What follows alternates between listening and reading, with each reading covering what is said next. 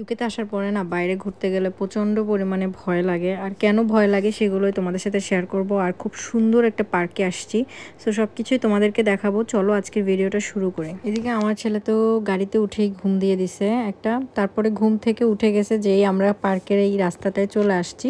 আমরা গাড়ি করে আসছিলাম আর গাড়িটা এক জায়গায় পার্কিং করে এবার আমরা হেঁটে ঢুকতেছি। এই পার্কটা আমরা নতুন আসছি, ইউকেতে পার্কগুলো মোটামুটি সিমিলারই থাকে। দেখো যখন আমরা গাড়িটা পার্ক করছিলাম তখন একটা কাঠবিড়ালি দেখছিলাম, তো আমি এবার সেটাকে একটু ক্লিপ রেখে দিলাম আর কি।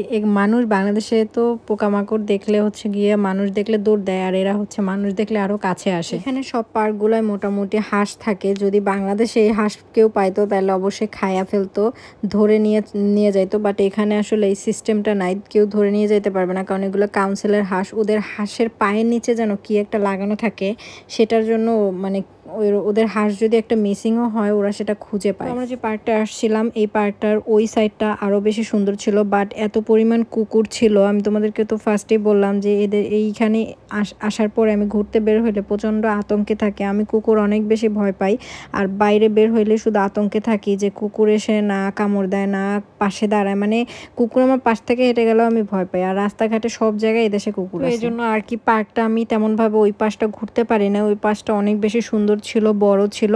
তারপর আমি এখানে একটা লেক আছে, লেকটার এই পাশটা আসছি। এরপর আমরা ঘুরে ঘুরে লেকটার পাড়টা ঘুরবো, কারণ এই সাইডটাতে কুকুর একটু কম আছে, ওই পাশটাতে একদম কুকুরগুলোকে ছেড়ে দিছে। আর এখানে তো রশি লাগানো আছে কিছু কিছু, আর ওই পাশটাতে একদম ছেড়ে দিছে, তো ওইগুলো শুধু দৌড়ে দৌড়ে আসতেছে, তো আমার প্রচণ্ড ভয় লাগতেছে। আর এই ভিডিওটা ছিল ঈদের এক সপ্তাহ পরে, কারণ হচ্ছে ঈদের সময় ইমনের ছুটি ছিল না, তাই আমরা হচ্ছে গিয়ে বের হইতে পারি নাই, কোথাও যাইতে পারি নাই, বাসার মধ্যেই ছিলাম। ইভেন ঈদের দিনও আমরা কোথাও যাইতে পারি নাই। তো যাই হোক, এরপরে আমরা ঈদের এক সপ্তাহ পরে ইমনের বন্ধ পাইলো, তারপরে আমরা চিন্তা করলাম আচ্ছা তাহলে আমরা একটু ঘুরতে যাই, ঈদ ভাইব নেই। এই জন্য আমি 3 পিস পরে আসছিলাম এখানে, আর জায়গাটা অনেক বেশি সুন্দর ছিল। ওই জায়গাটাতেই আমরা বেশিক্ষণ ছিলাম, কারণ বাবু প্রচুর এনজয় করতেছিল, কারণ ওইখানে হাঁস আসতেছিল, ডাকাডাকি করতেছিল। তারপর আমরা খুঁজে খুঁজে একটা জায়গা বের করলাম যেখানে আমরা তিনজনে বসলাম আর কি। আর আমার ছেলে হচ্ছে গিয়ে খালি ময়লা টোকাবে আর খাবে, আর হচ্ছে গিয়ে কুকুর দেখলে কুকুরের পিছনে দৌড় দিবে।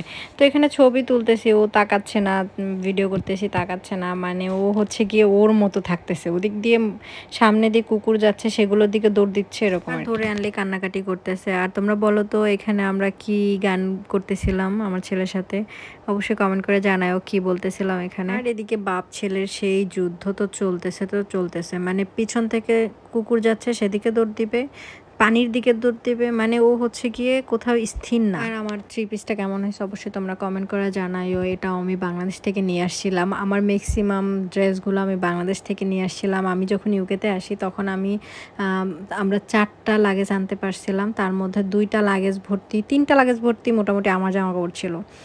তো এই তো ছিল আজকের ভিডিও, তোমাদের কেমন লাগলো অবশ্যই জানিও। আর যদি আর কী টাইপের ভিডিও তোমরা চাও অবশ্যই আমাকে আইডিয়া দিও, সেই রকম ভিডিও আমি মেক করার চেষ্টা করব। সো ভালো থেকো, দেখা হচ্ছে নেক্সট কোনো ভিডিওতে, বাই।